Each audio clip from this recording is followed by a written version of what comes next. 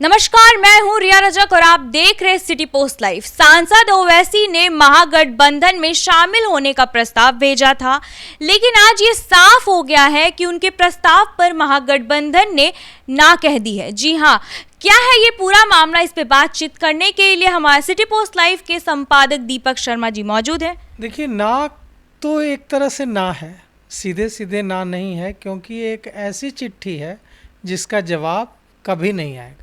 अब आज ही यह बात क्यों साफ हो गई? क्योंकि आज कांग्रेस अपनी जो सीटों की लिस्ट है वो बनाने के लिए कांग्रेस ने मीटिंग बुला ली है। अभी कुछ ही देर में कांग्रेस के सारे विधायक पटना में जुटेंगे होटल चाणक्य में और मीटिंग करके उन सीटों की लिस्ट बनाएंगे जिन पर कांग्रेस पार्टी चुनाव लड़ेगी। तो अगर ओवैसी को हाँ कहना होता या ओवैसी के प्रस्ताव पर ओवैसी की पार्टी जो है, हैदराबाद के सांसद असदुद्दीन ओवैसी की पार्टी AIMIM ने एक प्रस्ताव पारित करके भेजा, अख्तरुल ईमान की ओर से भेजा गया, जो AIMIM के बिहार के प्रदेश अध्यक्ष हैं, महागठबंधन को, कि AIMIM चाहता है कि वह महागठबंधन का हिस्सा बने। इससे मुस्लिम मतों में विभाजन नहीं होगा और इसका फ़ायदा भारतीय जनता पार्टी और NDA को नहीं मिलेगा। अब यह एक ऐसी चिट्ठी हो गई है जिसका जवाब कभी नहीं आएगा।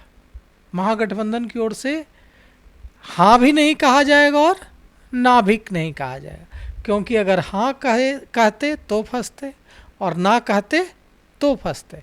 तो महागठबंधन की ओर से इसका एक ऐसी चिट्ठी हो गई जिसका कोई जवाब नहीं भेजा जाएगा। आज कांग्रेस की ओर से अपनी सीटों की लिस्ट बना ली जाएगी और उसे कोऑर्डिनेशन कमेटी के चेयरमैन तेजस्वी यादव को सौंप दिया जाएगा। इसी तरह से लेफ्ट भी अपनी सीटों की लिस्ट बना लेगा, CPIM माले बना लेगा, CPI CPM बना लेगा।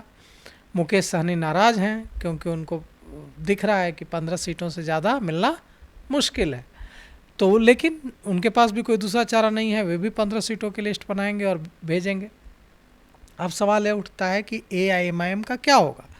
तो AIMIM अब छाती पीटते हुए, कलेजा पीटते हुए, रोते हुए जनता के बीच जाएगा और कहेगा कि देखो, ये लोग मेरे ऊपर आरोप लगाते थे कि हम लोग जो हैं भारतीय जनता पार्टी की B टीम है और मेरे आने से मुस्लिम वोट बढ़ जाएगा। असदुद्दीन ओवैसी के हैदराबाद के चार मीनार की गलियों से निकलकर पटना की गलियों और कोसी सीमांचल की गलियों में आने से मुस्लिम मतों का विभाजन हो जाएगा और उसके वजह से भारतीय जनता पार्टी और NDA की सरकार बिहार में बन जाएगी। लेकिन हम तो इनके पास गए, हम तो झुके, हमने तो इनको प्रस्ताव भेजा, लेकिन इन्होंने उस प्रस्ताव पर ना कह दिया। तो अब महागठबंधन की यह रणनीति है कि हम ना हाँ कहेंगे और ना कहेंगे, हम इसका जवाब ही नहीं देंगे। तो भी वे यह बात लेकर जाएंगे AIMIM के जो बिहार के अध्यक्ष हैं अख्तरुल ईमान, AIMIM के जो सुप्रीमो हैं असदुद्दीन ओवैसी और तमाम नेता जनता के बीच कोसी सीमांचल और दूसरे मुस्लिम बहुल इलाकों में जाएंगे और कहेंगे लोगों से कि हमने तो प्रस्ताव भेजा लेकिन इन लोगों ने मेरे प्रस्ताव का जवाब तक नहीं दिया। तो अब इन्हें यह सफाई देनी पड़ेगी, मतलब महागठबंधन के दलों को, कांग्रेस को, राष्ट्रीय जनता दल को, लेफ्ट को यह जवाब देना पड़ेगा कि हमने जवाब उनके प्रस्ताव का क्यों नहीं दिया। अब वे कहेंगे कि अगर AIMIM हमारे साथ आएगा तो इससे ध्रुवीकरण, पोलराइजेशन बिहार में बढ़ेगा, क्योंकि अगर पोलराइजेशन होगा तो मुस्लिम वोट एक तरफ आएंगे महागठबंधन में, तो हिंदू वोट भी दूसरी तरफ पोलराइज होंगे, ध्रुवीकरण होगा, मुस्लिम सारे वोट चले जाएंगे दूसरी तरफ NDA के साथ। वैसी स्थिति में महागठबंधन का चुनाव हारना पक्का है। तो यह बात महागठबंधन के नेता बताने की कोशिश करेंगे मुसलमानों को, लेकिन ओवैसी और ओवैसी के नेता यह बताने की कोशिश करेंगे कि देखिए कैसे हमने इनको मजबूत करने की कोशिश की, लेकिन इन लोगों ने हमारे पत्र का जवाब, हमारे प्रस्ताव का जवाब तक नहीं भेजा। इसी के सामने अब क्या रास्ता बचता है? ओवैसी के सामने अब यह रास्ता बचता है कि उनके लिए 243 सीटें हैं पड़ी हुई, मतलब 243 सीटों का ऑप्शन है। अब वे लड़ें, तमाम सीटों पर चुनाव लड़ेंगे और असदुद्दीन ओवैसी की पार्टी AIMIM की जो छटपटाहट है वो ये है कि ओवैसी की पार्टी चार मीनार की गली, हैदराबाद में सिमटी हुई पार्टी है, वो चार मीनार की गलियों में सिमटी हुई पार्टी है।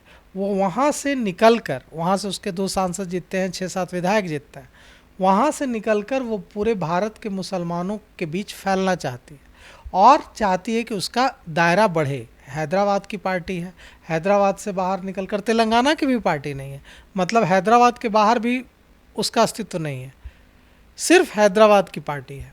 तो अब ओवैसी की पार्टी AIMIM की कोशिश है कि हैदराबाद का जो चार मीनार का जो इलाका है, 2 लोकसभा क्षेत्र हैं, उससे निकलकर वो विभिन्न राज्यों में फैले। तो यहाँ बिहार की 243 सीटें हैं, अब इसमें वे बड़ी संख्या में सीटों पर अपने उम्मीदवार उतारेंगे और चुनाव लड़ेंगे। और अब जब उन पर कोई आरोप लगाएगा महागठबंधन का नेता कि या तो बीजेपी की बी टीम है, तो वे इसका काउंटर इस तरह से करेंगे कि हमने तो प्रस्ताव भेजा था, अगर हम बीजेपी की बी टीम होते तो हम प्रस्ताव क्यों भेजते, हमने तो एकजुट होने की कोशिश की, इन लोगों ने अपने अहंकार में, अपने ईगो की वजह से हमें नहीं लिया। तो निश्चित रूप से यह जो प्रस्ताव भेजने वाला जो कदम है ओवैसी का, यह मास्टर स्ट्रोक है। ओवैसी को ना करने से क्या महागठबंधन को इसका नुकसान नहीं होगा?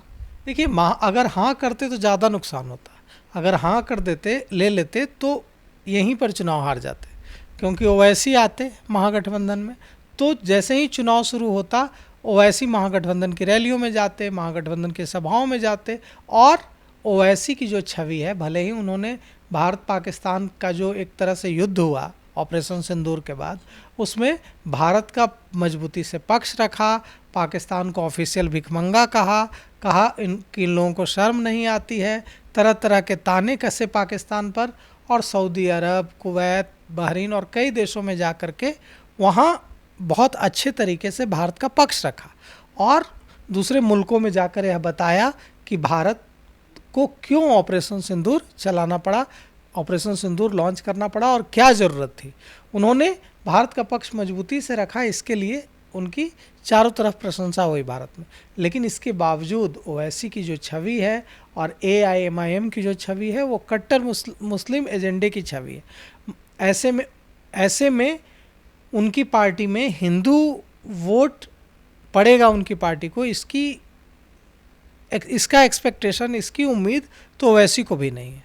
तो उनके आने से महागठबंधन को भारी नुकसान होता, और महागठबंधन को यह समझ में आ रहा था कि अगर वे यस कहेंगे तो उनको नुकसान होगा, नो कहेंगे तो नुकसान होगा। इसलिए महागठबंधन ने मान लिया कि ये एक ऐसी चिट्ठी है जिसका जवाब कभी नहीं भेजना है। खुद आपकी क्या राय है हमें कमेंट बॉक्स में ज़रूर दीजिएगा। तब तक के लिए धन्यवाद।